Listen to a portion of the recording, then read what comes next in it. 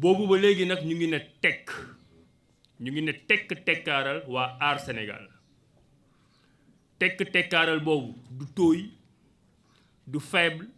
du ñàkk xam looy wax dafa doon tekkaaral boo xam ni ñun ñi ànd nekk ci coalition bi ngeen gis ñu ñun ñi ñëpp dafa am nu ñu mooñe ci xalaat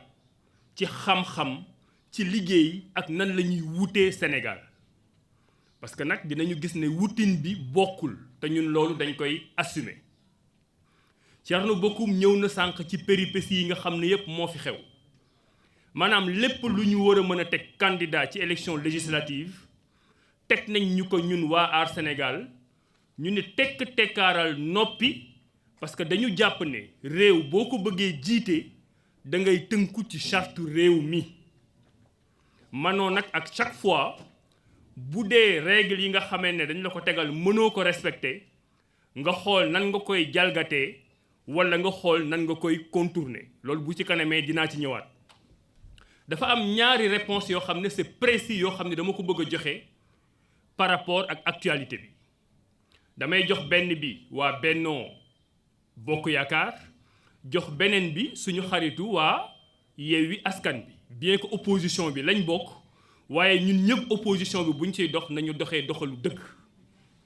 donc dama leen di jox ñaari interprétation bu njëkk bi problème bi am ci liste Benno Bokk Yaakaar ñëpp xam nañ ko respecté wuñu parité ci seen liste de suppléants donc ñoom ci seen bopp xam nañ ne respecté wuñu ko ñun suñu mandataire dem na constaté ko loi bi dafa wax ni bu dee respecté wuloo parité mënoo bokk ci élection yi donc le résultat immédiat mooy Benno Bokk Yaakaar warul bokk ci élection yi démb ba léegi nag ñu ngi leen di dégg ñoom ak seen ay juristes ñoom ak seen ay communicants ñu indi benn argument bu bees boo xam ne moom lañ ñu bëgg a jaay te argument boobu ñun xam nañ fa lañ jëm ak ñoom dañu leen dégg ñu ni ñoom nangu nañu ne respecté wuñu parité ci seen liste suppléant liste nationale donc loolu aveu la waxtaan bi nekkatul ci respecté nañ wala respecté wuñu mais ñu tegal ñu ci ne ñoom liste suppléant bokkul ak liste proportionnelle nationale bokkul ak liste titulaire et que ñoom tey xel nangu na ñu dindi seen liste suppléant invalidé ko teg ko fële garder tout simplement seen liste titulaire gis ngeen loolu ñoom ñi koy wax seen bopp ñoo xam ne yenuwul maanaa ci droit yenuwul maanaa ci politique yenuwul maanaa ci logique administrative parce que booy déposer dañ lay wax ne da ngay déposer sa candidature benn liste boo xam ne mooy sa liste nationale donc il y a une liste nationale ci biir liste nationale boobu mu am ay titulaires ak ay suppléants d'ailleurs c'est tellement pertinent que booy déposer mënoo ñëw rek ne damay déposer liste titulaire duma déposer liste suppléant mënul nekk parce que boo déposer liste titulaire te déposer woo liste suppléant sa dossier baaxul donc bu dee dafa am benn irrégularité lenn lu baaxul ci sa liste suppléant dañuy jàpp ne benn liste cundum la liste bi yëpp mooy yàqu liste bi yëpp moo baaxul donc puisque Benno Bokk Yaakaar respecté wul parité ci liste suppléant am liste nationale bi yëpp la ñuy jël teggi ko teg ko de côté donc Benno Bokk Yaakaar mënul bokk ci élection yi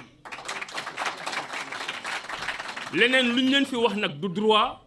du science juridique du science politique ay wax sa lu ma neex la jaakaar ne yow yaa am doole et que boo forcé dina jàll dinañ ci ñëwaat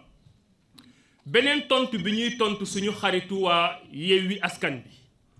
ñoom aussi ni waa Bennoo def la ñu def ñoom nangul nañ seen bopp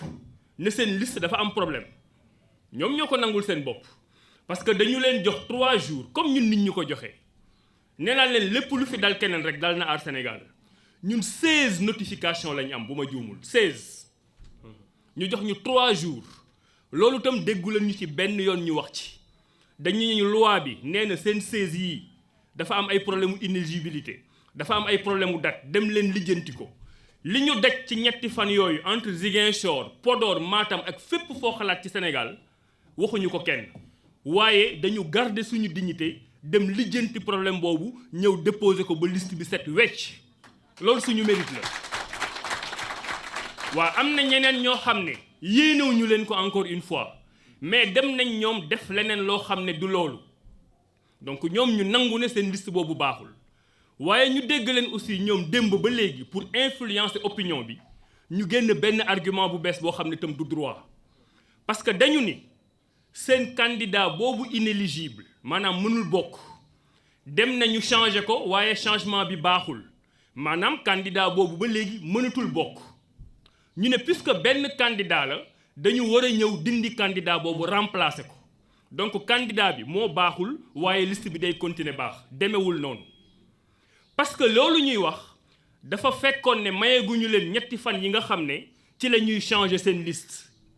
ñetti fan yooyu benn yoon lañ la koy may buñ la ko mayee nga changer bu baaxul maanaam candidature nit kooku baaxul te amatoo possibilité changer puisque candidature boobu baaxul te amatoo possibilité changer te kooku puisque baaxul dañ koy seppi ci liste bi sa liste dafay incomplète donc puisque la liste elle est incomplète elle est irrecevable donc angle d'attaque bi ñu jël ñoom naan du problème mu recevabilité liste mais problème mu inéligibilité benn candidat la du angle bu baax parce que irrecevabilité liste bi c'est pas une conséquence immédiate c'est une conséquence différée qui résulte du fait que candidat bi boo ko seppee liste bi dafa incomplète te liste bi bu incomplété boo demee ci code électoral bi dañ lay wax ne la baaxul donc suñu xaritu Benno Bokk Yaakaar ñoo yor pouvoir ñoo yor doole mais nañu xam ne ndogal dal na seen kaw ñu nangu ko suñu xaritu opposition bii ci nekk te opposé wuñu ak ñoom nañu xam ne ndogal dal na seen kaw ñu assumer ko ñun waa Aar Sénégal comme ni mu ñu ko yoon may na ko ñépp ku mu neex demal direction générale des élections nga xool suñu liste nationale demal direction générale des élections nga xool suñu liste départementale bu dee am na ci lenn loo xam ne yoon dafa wax nañ ñu dindi ñun Aar Sénégal bu ñu bokk ci élection yi may nañ ko ñëpp li ci topp nag moom mooy dossier yi ñuy wax warul woon sax yegg cour constitutionnel parce que bi ñu gisee ne liste département wu Dakar Yewwi Askan bi dafa am problème waa direction générale des élections ñoom ñoo jël benn acte invalidé liste départementale boobu ñooñu acte boobu la ñuy jël dem conseil constitutionnel man de yëgaguma décision wala acte bu direction générale des élections jël pour wax ni waa Benno Bokk Yaakaar seen liste suppléant am na problème foofu la ñu war a commencer ñoom administration ils doivent constater que liste bi am na problème ñu rejeter ko buñ ko rejeter ñooñu bu ñu d'accordul ñuy door a dem conseil constitutionnel même chose la ñu war a def ci liste Yewwi Askan bi nga xam ne seen changement bi baaxul dañ ko war a rejeter balaa ñooñu di dem ci conseil constitutionnel gis nañ nag ne ñu ngi nekk di xaw a hésiter jëlaguñu décision bi loolu mooy indi ci li nga xam ne ci laa jëm plus tard conseil constitutionnel dañu am benn message bu ñu leen di yónnee parce que tey dégg ngeen coow li nga xam ne moo fi commencé jib ñun ñi ñu ci bëri dañoo jàng droit ba am ci lijaasa yi gën a kawe ñu respecté ñi nga xam ne dañu nekk conseil constitutionnel nekk ay juriste am ay lijaasa ñu respecté leen lool parce que ëllëg bu ñu jëloon réew mi c'est une institution boo xam ne dañuy liggéey ak ñoom te c'est une institution boo xam ne dañ koy respecté waaye nag ñoom dañu dalalul suñu xel parce que saa yu problème amee ci question politique li nga xam ne mooy yàq climat politique bi ci conseil constitutionnel boobu lay jóge du ma nettali li fi xewoon yëpp ci Sénégal benn exemple rek laa leen di jox pour wan leen fi nga xam ne fa lañ jëm président de la république bi fi nekk mooy président Macky Sall moo ànd avec son juriste Ismaïla Madior Fall ñu proposé ñu référendum en 2016 wax li fi amoon yëpp bëggatuñu mu amaat ci Sénégal ñu ne pour que li fi amoon bañ a amaat ci Sénégal dañuy dugal ci constitution bi li ñuy woowee clause d'éternité maanaam ay ponk yoo xam ne boo ko defee ci constitution Sénégal kenn mënatu ko changer lu dul da nga indi beneen constitution mooy mu ngi mel ni tey nga am sa kër nga jël kër bi jox ko ay gardien boobu ñoom ñooy conseil constitutionnel nga ne leen néeg bii mën nga fi dugg douche bii mën nga fi dugg salon bii mën nga fi dugg waaye am na ñeenti néeg yoo xam ne mënoo fa dugg ñeenti néeg yooyu mooy article 103 constitution bi ñu ne clause d'éternité lépp loo xam ne mooy forme républicaine de l'État kenn mënu ko laal buntu buñ dul tijji la. ñu ne durée du mandat du président kenn mënu ko laal buntu buñ dul tijji la. ñu ni nombre de mandats du président kenn mënu ko laal buntu buñ dul tijji la. ñu ne mode d'élection du président kenn mënu ko laal buntu buñ dul tijji la. Sénégalais yi voté ko mu nekk seen constitution en 2016. ñu ñëw 2018 président de la république Macky Sall bëgg a dugal parrainage ci mode d'élection la bokk du président de la république loolu dégguma fii benn juriste di ci wax dégguma benn homme politique di ci wax dama leen bëgg wax fa ñu jëm. donc président bu ne nañuy fale président kenn du ko laal parce que buntu bu ñu mënul tijji la mu ñëw 2018 dem conseil constitutionnel boobu bu dee am na fulla bu dee jàngam mat na bu dee Sénégal moo ko tax a toog danaan président de la république mode d'élection parrainage ci la bokk buntu bu ñu mënul tijji la parrainage mënul jàll. loolu mooy yoon il devait se saisir d'office pour dire au président mënuñu am parrainage parce que ci buntu yi ñu mënul tijji la mais puisque ñoom defuñu ko tey président bu lay ñëwee ne leen Sénégal bëggatuma mu nekk république dama bëgg a doon buur buntu boobu ñoom dinañ ko tijjil. bu président ñëwee ne leen dama bëgg ngeen yokk mandat yi buntu boobu dinañ ko tijjil. bu président ñëwee ne leen dama bëgg ngeen yokk at yi may def ci Sénégal buntu boobu dinañ ko tijjil. bu président ñëwee ne leen ñun kat waa Bennoo xam nañ ne respecté wuñu parité bi su suñu liste waaye bàyyi leen mu jàll buntu boobu conseil constitutionnel daf koy tijjil président de la république. ñun nag li ñuy wax tey mooy nii baara yëgoo nii combine bëre du fi amee.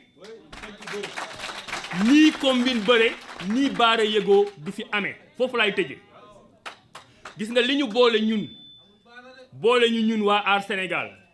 ak Bennoo Bokk Yaakaar ak Yewwi Askan Wi ak Wallu ak beneen coalition mooy Sénégal bi nga xam ne moom la ñu bokk ay règles ak ay chartes di ko doxal. ba ñuy dem élection présidentielle 27 candidatures la ñu amoon ñu jël 22 yëpp recalé leen est-ce que 22 yooyu dañu taxaw ne ñun kat dañoo bari doole bu ñu bokkul élection dëkk bi dañ koy taal wala bu ñu bokkul élection climat social bi di dox donc nañ ñu boole est-ce que loolu daf fi amoon. ñañu recalé woon Thierno Alassane Sall mii ci la bokk dafa ànd ak dignitéem dem liggéeyuwaat képp kuñ fi recalé parce que loi mi moo la recalé jëlal ànd ak sa dignité nga dem liggéeyuwaat xaar beneen yoon. bés bu ñu fi commencé di wax ay waxu grande coalition oui les deux plus grandes coalitions grande coalition yaa ngi koy xamee sa cëppaandaw ga le 31 juillet bu ñu demee élection le 1er août résultat yi génne ki jël P c'est une grande coalition ki jël 2 c'est une grande coalition tey xamul kan mooy grande coalition ak mooy kuy petite coalition. respecter loi boobu moo tax am na ñoo xam ne amoon nañu xalaat waxuma rek dem déposer amoon nañu xalaat bokk ci élection législative yi demuñu parce que amuñu 15 millions loi moo leen tënk. ña am 15 millions dem ñu rejeté leen loi moo leen tënk ñi ñu téye ci parrainage loi moo leen tënk léegi pourquoi ñëpp war a respecter loi ñun gisu leen ñun condition ñun ñi fi nekk yëpp ay kilifa lañ xamu leen yan condition la ñu defee suñu parrainage. dañ doon jibi jóge suñu bureau 7 heures du matin 11 heures du matin ñëpp dajalewaat pourquoi parce que dañu bëgg a respecter charte Sénégal